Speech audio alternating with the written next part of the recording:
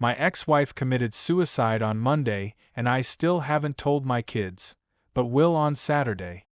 My ex and I divorced 6 years ago. It was an ugly divorce. Our sons are now 9 and 13. We live 2 miles apart and we get the kids 1 week on, 1 week off. After the divorce, we had no real meaningful relationship other than talking about the kids, scheduling and stuff. I had no idea or interest in her personal life, and she was the same with me. This last year, she started acting strange. She started being more chatty and friendly with me. I wasn't interested in having a social relationship with her. On Monday, I picked the kids up from school for my week with them, and she texted me around 8 p.m. saying how I was the only person who she trusted 100% with the kids, and I was a great dad, and she thanked me for it. Then she told me to tell the boys that she loved them. That was weird because she would call my eldest to say goodnight every night that they were with me, but didn't on that night.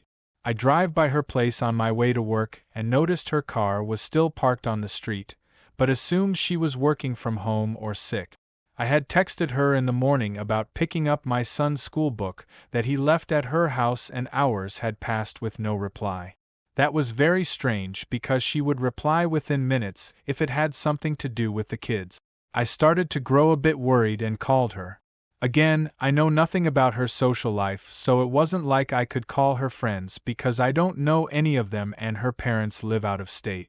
I left a VM telling her that if she didn't call or text me back by 2 p.m. then I was going to her house to make sure she was okay. I left work early and went to her house. There were packages at her door, which was another red flag. She would never leave packages unattended outside.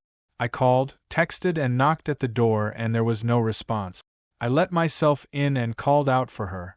I went into her bedroom and saw this body with a large blood stain on her shirt and something that looked like a phone in her hand. That wasn't a phone. It was a gun, and she had shot herself in the heart.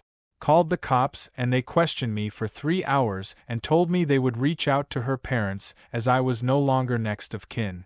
I had to pick up my kids and kept a stone face as I was still processing the situation. On Wednesday, my eldest started complaining that his mom was not replying to his text messages and demanded that I take him to her house, which is still all taped up. He thinks she's ignoring his texts or that her phone is broken and wants to tell her to fix it. I asked to speak with his principal in private and told him that he would be missing school next week. He asked what in the world could be so important that he should miss a week of school. I told him his mom just committed suicide the other day, and I haven't told him yet. Her mom has been calling me constantly asking to speak to the boys, but I told her I haven't told them yet because things have been moving too quickly. My eldest is picking up that something has happened, and now the 9-year-old is picking up vibes too. My 13-year-old is demanding that we go to his mom's and even threatened to ditch school if I didn't do it. The 9-year-old wouldn't let me drop him off at school and had a meltdown. I decided to tell them what happened Saturday because I am not prepared to deal with the madness coming my way. My 13-year-old will lose his shit.